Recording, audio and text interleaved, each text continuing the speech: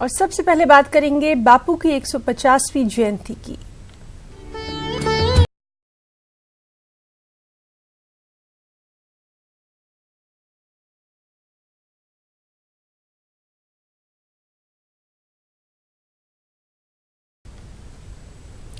जी हाँ, हिंदू मुस्लिम इत्तेहाद के अलंबरदार, मुल्क की आज़ादी में अहम किरदार अदा करने वाले मोहनदास करमचंद गांधी की आज 150वीं सालगिरह है। आज से 150 बरस पहले 2 अक्टूबर 1869 में गांधी जी गुजरात में पैदा हुए। हिंदू मुस्लिम इत्तेहाद के साथ साथ गांधी जी की मुसलसल जद्दोजहद ने अंग्रेजों को हिंदुस्तान छोड़ने पर मजबूर किया। गांधी जी ने अपनी जिंदगी में सच्चाई, अदम तशद्दुद और इंसाफ की जो तालीमात और नजरियात पेश किए, उन्हें रहती दुनिया तक भुलाया नहीं जा सकता।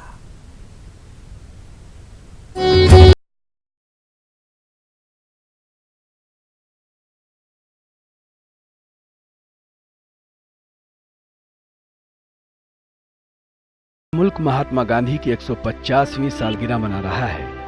आज से 150 साल पहले 2 अक्टूबर 1869 में गांधी जी गुजरात में पैदा हुए। मोहनदास करमचंद गांधी बिलाशुबा एक अजीम शख्सियत का नाम है, जिन्होंने अपनी जिंदगी में सच्चाई, अदम तशद्दुद, इंसाफ और रवादारी की जो तालीमात और नजरियात दिए, उन्हें भुलाया नहीं जा सकता है। में हिंदुस्तान वापसी के बाद उन्होंने किसानों और शहरी मजदूरों के साथ तासुब के खिलाफ एहतजाज को बामे उरूज तक पहुंचाया। 1921 में इंडियन नेशनल कांग्रेस की क़यादत संभालने के बाद गांधी जी ने मुल्क से गुर्बत कम करने, ख्वातीन के हुकूक को बढ़ाने और माशी खुद इन्हिसारी का दर्स बढ़ाने की मुहिम की क़यादत की। 1942 में उन्होंने भारत छोड़ो तहरीक का आगाज किया। मुल्क आपको एहतराम से महात्मा गांधी और बापू के नाम से याद करता है। गांधी जी को हुकूमत की जानिब से बाबाए कौम के लक़ब से नवाजा गया। गांधी जी अमन पसंदी और सुलह जोई के कायल थे। गांधी जी ने इस्लाम और बुद्ध मत की तालीमात का मुताला गहराई से किया था। एक जगह वो हज़रत मोहम्मद सल्लल्लाहु अलैहि वसल्लम की सीरत और इस्लाम की तारीफ करते हुए कहते हैं, मुझे पहले से ज्यादा इस बात का यकीन हो चला है कि इस्लाम ने तलवार के जोर पर अपना मकाम पैदा नहीं किया, बल्कि उसका सबब पैगंबर का अपनी जात को कामिलन फना करना, हद दर्जा सादगी, अपने वादों की इंतहाई जिम्मेदारी से पाबंदी, अपने दोस्तों से इंतहाई दर्जे की अकीदत, दिलेरी, बेखौफी, अपने मिशन और खुदा पर पुख्ता ईमान है। शायद इन्हीं रवायात से मुतासिर होकर अदम तशद्दुद के पेशवा, पूरी दुनिया में अपनी मुनफरिद व मुमताज हैसियत रखने वाले गांधी जी ने सच बोलने की कसम खाई थी और दूसरों से भी ऐसा ही करने की वकालत करते थे। गांधी जी के कामयाब लीडर होने का एक राज ये भी है कि वो मुल्क की आज़ादी के बाद उन्होंने इक़्तिदार में कोई हिस्सा नहीं लिया, बल्कि हुकूमत के किसी ओहदे पर फायज न होकर भी कौम की खिदमत करने का अज़्म मुसम्मम किया। इक़्तिदार से इस दूरी ने भी उन्हें एक अजीम आलमी लीडर बनाया और वो अल्लामा इक़बाल के इस शेर की मिसाल बन गए। मजहब नहीं सिखाता आपस में वैर रखना, हिंदी है हम वतन है हिंदू से ता हमारा। Bureau report, news 18 Urdu.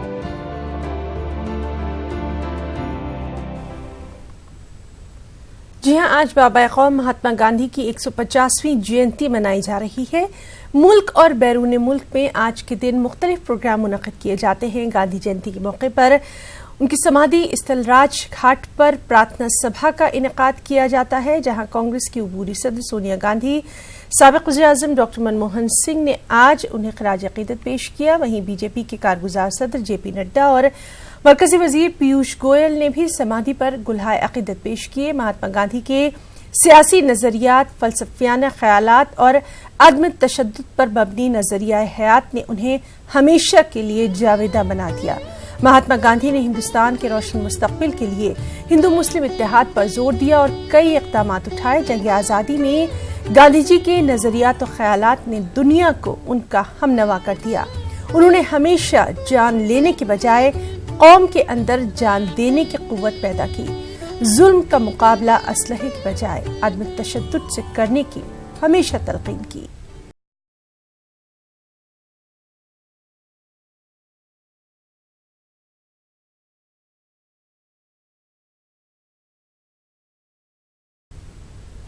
और गांधी जयंती के मौके पर वज़ीर-ए-आज़म ने अहमदाबाद में साबरमती आश्रम का दौरा किया। इस दौरान वज़ीर-ए-आज़म नरेंद्र मोदी ने अपने खिताब में अपने हालिया अमेरिकी दौरे का भी जिक्र किया। पीएम मोदी ने उर्दू के किंग की जानिब से दहशतगर्दी पर मुनक़दा सेमिनार का जिक्र किया, जिसमें वज़ीर-ए-आज़म को भी खिताब के लिए मदऊ किया गया था। वज़ीर-ए-आज़म ने इस मौके पर कहा कि दहशतगर्दी के खिलाफ हमारे जो ख्यालात हैं वही ख्यालात उर्दू के किंग के भी हैं। वज़ीर-ए-आज़म ने इस मौके पर इस बात का खास तौर पर जिक्र किया कि उर्दू के किंग आले मोहम्मद में से हैं। इस यात्रा के दरमियान अलग अलग विषयों पर, टेररिज्म पर एक बहुत बड़ा सेमिनार हुआ और सेमिनार को होस्ट किया था जॉर्डन के किंग ने। और जॉर्डन के किंग मोहम्मद पैगंबर साहब के सीधे वारिस हैं, उसी परंपरा के संतान हैं। उन्होंने होस्ट किया था और मुझे भी विशेष रूप से वहां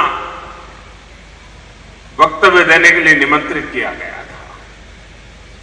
दुनिया के प्रमुख देश के लोग भी वहां थे और जो बात टेररिज्म के लिए हम बोलते हैं, टेररिज्म के खिलाफ हमारे जो भाव है, उसको स्वयं जॉर्डन के किंग ने व्यक्त किया।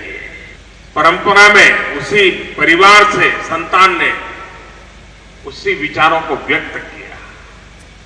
ये अपने आप में भारत जैसे देश के लिए बड़ी गौरव की बात है।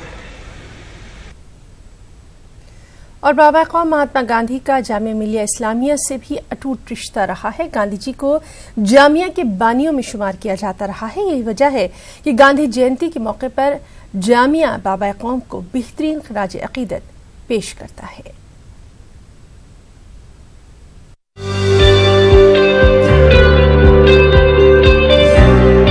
खिलाफत तहरीक को गांधी जी की हिमायत हासिल थी। इस तहरीक से गांधी जी ने हिंदू मुस्लिम एकता की बुनियाद रखी।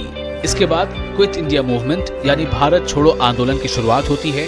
तभी अंग्रेजी सामान समेत अंग्रेजी तालीम का बायकॉट शुरू होता है और इसी मूवमेंट से जामिया मिलिया इस्लामिया का जन्म होता है। अलीगढ़ मुस्लिम यूनिवर्सिटी से जामिया मिलिया इस्लामिया अलग होता है। इस यूनिवर्सिटी के लिए महात्मा गांधी यहाँ तक कहते हैं कि वो इसके लिए चंदा मांगने के लिए भी तैयार है।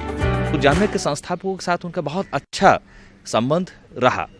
बीच बीच में जामिया जब मुसीबतों से गुजर रहा था तो गांधी जी ने अपने तय प्रयास किए।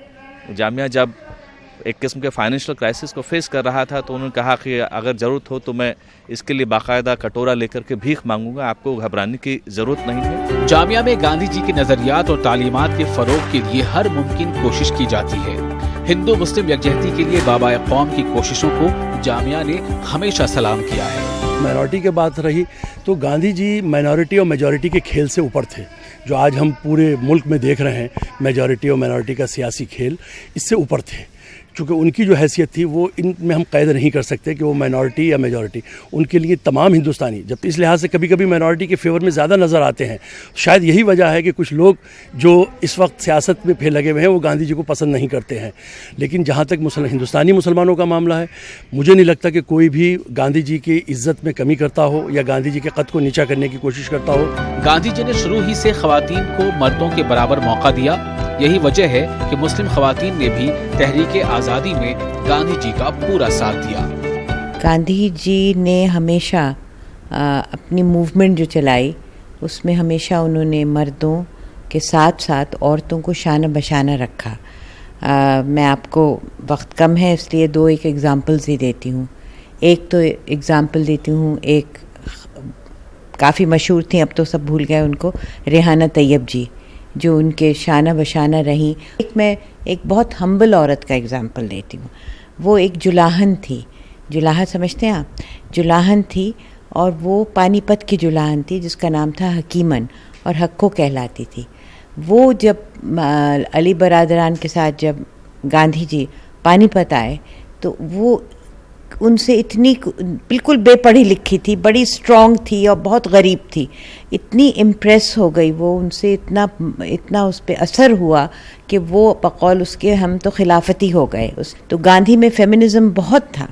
तो इसी से उन्होंने पूरे तौर से सब ख़वातीन को अपनी मूवमेंट में लिया और ज़ाहिर है मुसलमान औरतों का उसमें बहुत ही एक अहम किरदार था। आज गांधी जी नहीं हैं, लेकिन अपने अजीम ख्यालात और नज़रियात के चलते वो मुल्क के नौजवानों के दिलों में जिंदा हैं। मेरा मानना ये है कि महात्मा गांधी जी ने जो अपने विचारों से जो भी हम लोगों को संदेश देने की कोशिश की, उसका मतलब यही था कि हम लोग भाईचारे के साथ रहें और अहिंसा का मार्ग चुनें। वो बताते हैं कि सच्चाई के रास्ते पे चलने के लिए हमें बताते हैं और ये बताते हैं कि हिंसा और अहिंसा के बारे में हमें बताते हैं कि हमें किस हिसाब से चलना चाहिए।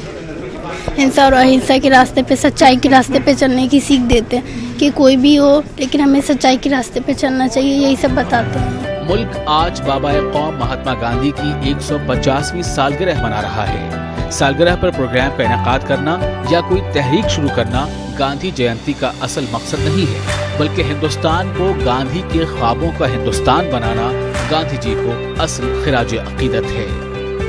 न्यूज़ 18 उर्दू के लिए दिल्ली से खुर्रम शहजाद की रिपोर्ट।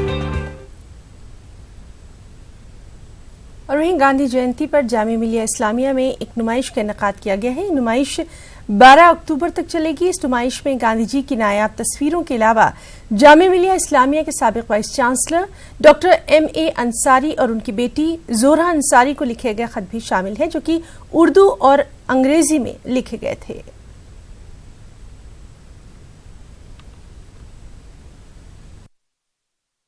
बाबाए कौम महात्मा गांधी के 150वें यौम पैदाइश पर पूरा मुल्क, पूरा देश अपने बापू को याद कर रहा है। जामिया मिलिया इस्लामिया में कुछ नायाब तस्वीरें हैं, कुछ नायाब रिश्ते हैं जो बाबाए कौम के साथ थे। ये बाबाए कौम की वो तमाम नायाब तस्वीरें हैं जिसमें उनकी ज़िंदगी को देखा जा सकता है, किस तरह से बापू दिखते थे, किस तरह से उनका पॉलिटिकल करियर था, किस तरह की चीज़ें वो जद्दोजहद आज़ादी के लिए करते रहे। तो ये तमाम तस्वीरें हैं, लेकिन इससे भी ख़ास बात जो जामिया मिलिया इस्लामिया और जो मुल्क के मुसलमान हैं उनके साथ बाबाए कौम का रिश्ता इस्तेवार करती हैं, ये कुछ खुतूत हैं जो उर्दू ज़बान में लिखे गए हैं। और ख़ास बात यह है कि बाबाए कौम ने जामिया के जो जोहरा हैं डॉक्टर मुख्तार अहमद अंसारी की बेटी, उनको ख़त लिखे हैं।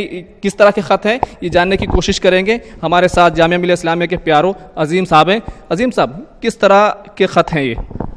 देखिए, ये चिट्ठियाँ डॉक्टर M.A. अंसारी की जो बेटी थी जोहरा अंसारी, उनको गांधी जी ने लिखे हैं, क्योंकि गांधी जी उनको अपनी बेटी की तरह मानते थे। और आप देख सकते हैं यहाँ पर ये एक चिट्ठी जिसमें उन्होंने लिखा हुआ है, महात्मा गांधी ने जोहरा अंसारी को कहा है कि तुम मेरी उर्दू टीचर बन जाओ, क्योंकि मेरी उर्दू बहुत अच्छी नहीं है। ये जो उर्दू में लिखा हुआ ख़त है, ये गांधी जी ने अपने हाथ से लिखा है जोहरा अंसारी को। और उसमें उन्होंने जो इसका जो क्रक्स है वो यही है कि उन्होंने कहा है कि तुम मेरी उर्दू टीचर बन जाओ। उसी तरह से ये चिट्ठी है जिसमें कि जोहरा अंसारी को उन्होंने ये लिखा है, कहा है कि अपनी वालिद का जो है हाल बताओ, क्या हाल चाल है। उनको उस वक्त कुछ तबीयत जो है नासाज थी, क्योंकि डॉक्टर M.A. अंसारी जो हैं वो जामिया के फाउंडर्स में से एक हैं और जामिया के चांसलर भी रहे। खत यहाँ पर ये भी दिखाई दे रहा है जो 1928 में लिखा गया है। ये को लेकर जो है ये अंग्रेजी में लिखा हुआ खत है गांधी जी का, जिसमें कि उन्होंने M.A. अंसारी को एड्रेस किया है और कहा है कि हिंदू मुस्लिम यूनिटी को हमें किस तरह से और मजबूत करना है, इस देश को मजबूत करने के लिए। और हमेशा से ही आप सभी जानते हैं कि गांधी जी ने हमेशा से हिंदू मुस्लिम यूनिटी की बात करे और वो इस खत से जो है वो इस्टेब्लिश भी होता है। उसी तरह से ये एक एनॉनिमस लेटर है जो कि उन्होंने हिंदू मुस्लिम यूनिटी को लेकर लिखा था, और जो उनके अखबार हैं यंग इंडिया और हकीम अजमल खां का जो ट्रस्ट है उसको लेकर भी जो है ये इसमें जिक्र है। अजीम भाई, एक बात ये थी कि ये सारे लोग जो है, क्योंकि मुजाहिदीन आज़ादी थे, इनके आपस में जो है ख़ानदानी रिश्ते भी थे, करीबी रिश्ते थे, तो ये कितनी कुर्बत बताते हैं कि किस तरह से सारे लोग मिलकर के हिंदू मुसलमान होने के बावजूद जंग आज़ादी में शामिल थे। बिल्कुल, ये देखिए जामिया मिलिया इस्लामिया जो यूनिवर्सिटी है, इस यूनिवर्सिटी की खासियत ये है कि ये देश की उन चंद यूनिवर्सिटीज़ में से एक है जो असहयोग आंदोलन की देन है। जब गांधी जी ने आह्वान किया कि जितने भी शिक्षण संस्थान जो कि अंग्रेज़ों से पोषित हैं, जो अंग्रेज़ी सरकार के द्वारा चलाए या उनसे समर्थित हैं या उनकी आइडियोलॉजी में बिलीव करते हैं, उनसे अलग हमको एक अपना शिक्षण संस्थान खोलने, और उसके तहत जामिया मिलिया इस्लामिया की स्थापना हुई थी। तो जामिया की एग्जीबिशन है, आप लोग अगर यहाँ पर आते हैं तो मेरा मानना ये है कि यहाँ पर आपको किसी तरह की मायूसी नहीं होगी, बल्कि कुछ ऐसी चीज़ें देखने को मिलेंगी जिससे आपके इल्म में, आपकी नॉलेज में और देश को लेकर के गांधी जी की क्या सोच थी उसमें काफ़ी इजाफा होगा। लिखावट कैसी थी? कैमरामैन वैभव के साथ खुर्रम शहजाद, न्यूज़ 18 दिल्ली। बाबा कौम महात्मा गांधी और भोपाल का गहरा ताल्लुक था, लेकिन बेहद अफसोस कि 150वीं गांधी जयंती के मौके पर उन तमाम तारीखी मुकामात को फरामोश कर दिया गया जहां गांधी जी ने खिताब और क़याम किया था। हुकूमत की अदम तवज्जुही पर समाजी तंजीमों ने सख्त बरहमी का इजहार कुछ यूं किया।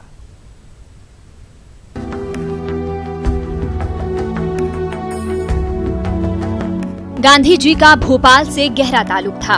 वो 2 बार भोपाल आए और नवाबे भोपाल के मेहमान भी रहे। गांधी जी ने जिस राहत मंजिल में क़याम किया और जिस बेनजीर ग्राउंड में उन्होंने आवामी जलसे से खिताब किया था, वो आज शिकस्तहाली का शिकार है। सीएम कमलनाथ ने भोपाल में जलसे से खिताब करने के साथ पद यात्रा और कार रैली को भी हरी झंडी दिखाई, लेकिन भोपाल, गांधी जी और उनकी यादगारों को बचाने को लेकर कोई जिक्र नहीं किया गया। गांधी जी 1929 में गोलमेज कॉन्फ्रेंस के लिए भोपाल आए थे, राहत मंजिल में क़याम किया था, लेकिन अब इसका कहीं वजूद नहीं है।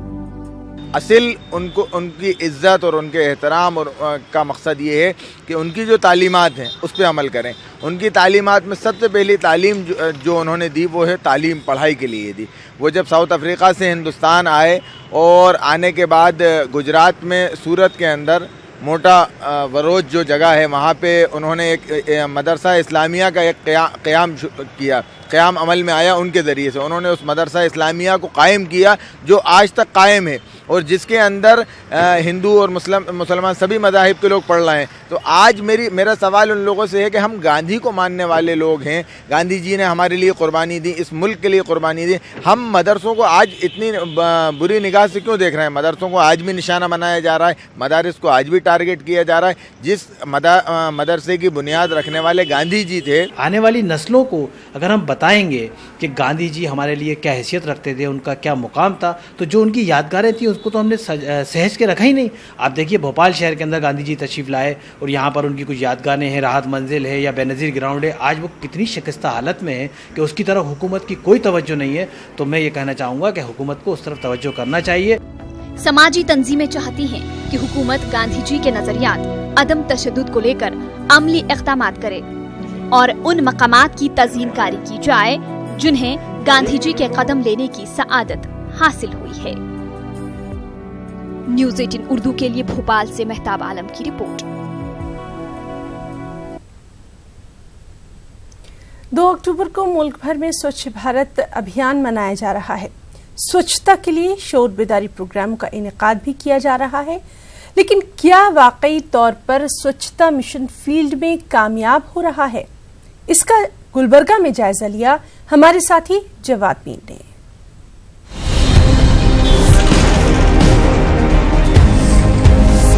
यह है ख्वाजा बंदा नवाज यूनिवर्सिटी का मेन गेट। इसके अंदर ही आपको केबियन टाइम्स अखबार का दफ्तर भी नजर आ रहा है। लेकिन ये क्या, यूनिवर्सिटी कैंपस की दीवार को लगकर ही कचरे का अंबार लगा हुआ है।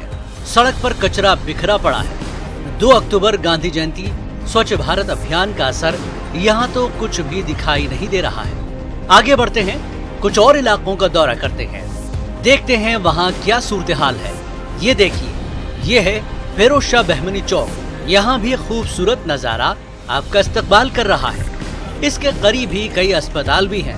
म्यूनसिपाल्टी वाले कभी आते नहीं, कचरा ले जाते नहीं, और म्यूनसिपाल्टी की जगह में कचरा डाले तो लोगों को एतराज़ हो रहा, कहाँ डालना समझ में नहीं आ रहा।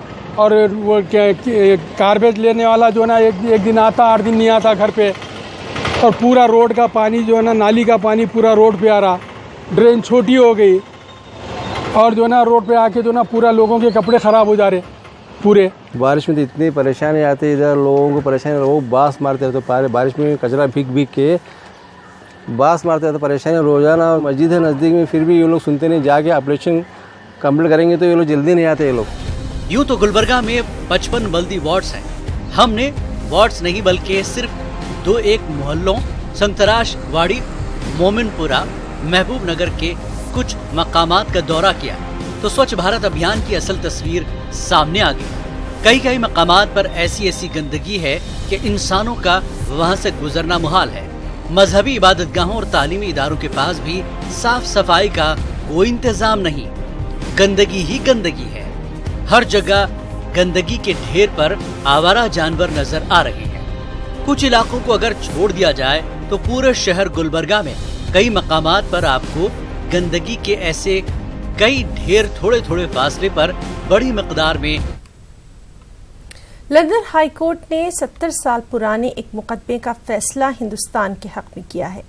अदालत ने निजाम हैदराबाद के 35 मिलियन पाउंड की दावेदारी को हिंदुस्तान के हक में दे दिया है। ये रकम लंदन की एक बैंक में जमा है। इस रकम पर हिंदुस्तान, पाकिस्तान और निजाम हैदराबाद की फैमिली दावेदार थे। बताया जा रहा है कि 1948 में निजाम दक्कन ने ये रकम लंदन के एक बैंक में पाकिस्तानी हाई कमिश्नर के अकाउंट में मुंतकिल की थी।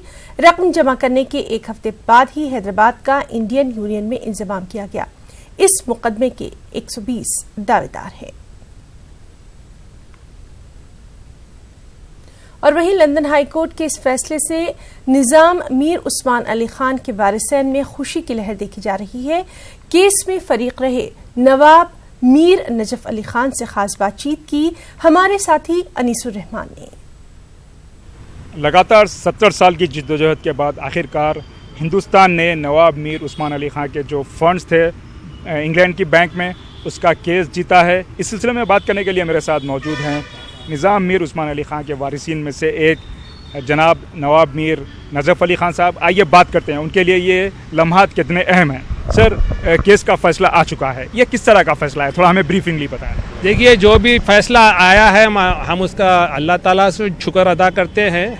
और ये काफ़ी मेरी मेहनत थी 2004 से, और 2004 से जब मैं इंग्लैंड गया था, उसके बाद फिर 2008 में मैं रिप्रेजेंटेशन दिया था पाकिस्तान हाई कमिश्नर को, और मैं प्रेसिडेंट से मिला था, सॉरी प्राइम मिनिस्टर से मिला था, फॉरेन सेक्रेटरी से मिला था, फॉरेन मिनिस्टर से मिला था, और उनसे यही मेरी दरख्वास्त थी कि इसको out of the court settlement कर लिया जाए, मगर वो बात वहाँ नहीं बनी।